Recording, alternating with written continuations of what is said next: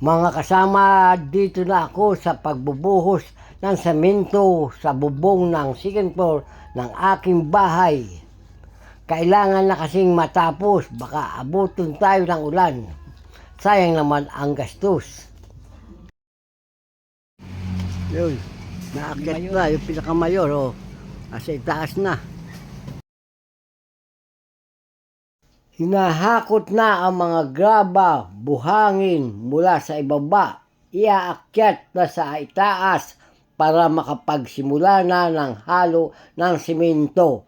Medyo may kahirapan ang trabaho, kaya nga nagdagdag tayo na magtatrabaho para sa halo ng simento. Ngayong araw na ito kasi hindi pwedeng hindi matapos pagbuhos ng simento, hindi pwede ang may duktong.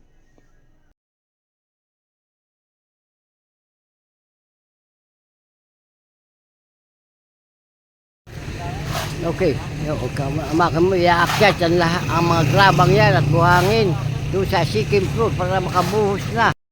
Hinahakot na ang simento mula sa ibaba papunta sa itaas. Mga 40 sako ng simento yan. Estimated mga 30 sako lang ang magagamit. Kaya may sobra pa na 10 sako ng simento ang matitira.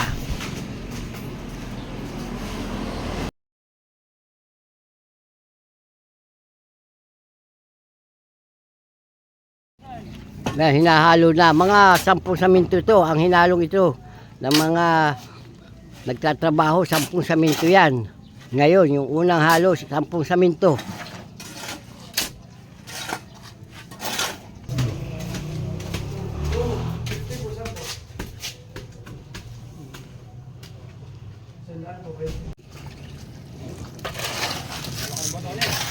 Graba na ang huling inilalagay para sa tibay ng isang construction. Graba ito, graba na. Kailangan haluan ng graba para sa isang tibay na isang construction. Mga masisipag nating mga nagtatrabaho, yan.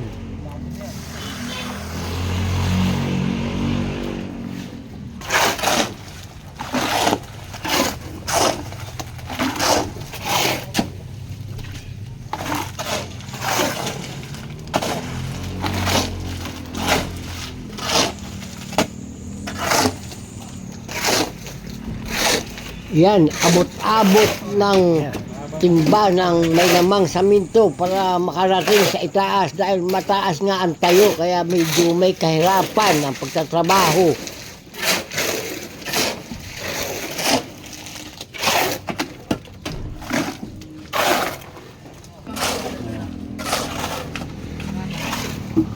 Pero itong mga biga tapos na. Inuna ito sa unang halo ang mga biga. Ngayon, ito na lang flooring ang binubuhusan. Tapos na ang mga biga. Sa unang halo na saminto, tinapos muna ang mga biga. Tapos na yung mga biga, nalagyan na yan ng saminto. Lahat ng biga sa paligid ng bahay. Ngayon, tinatapos na nila itong flooring, itong bubong. Dito na.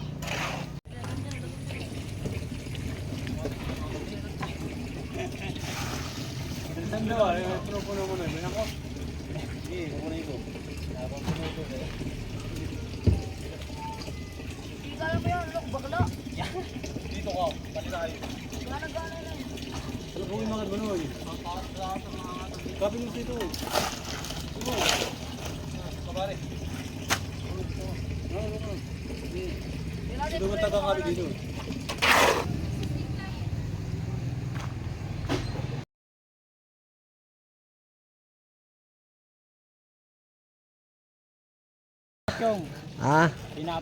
Binabara na para mapantay ang ating bubong o sahig ng ating slab.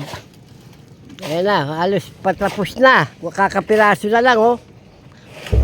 Halos patapos na. Kukunti na lang. Makakaraos na rin tayo at matatapos ng ating bahay na pinatatrabaho na slab.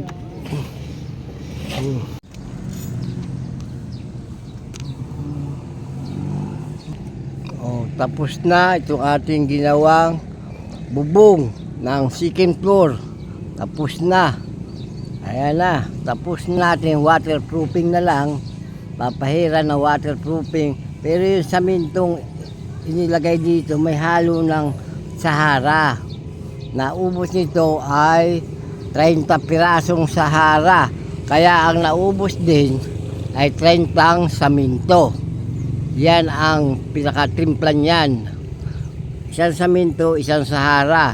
Ngayon, ang halo naman para matibay ay 1, 2, 3. 1, 2, 3. Ibig sabihin, isang saminto, 2 buhangin, 3 graba. 1, 2, 3. Yan ang talagang timpla. Kaya tingnan nyo, kulay puti. Ibig sabihin, tamang timpla ang ginamit.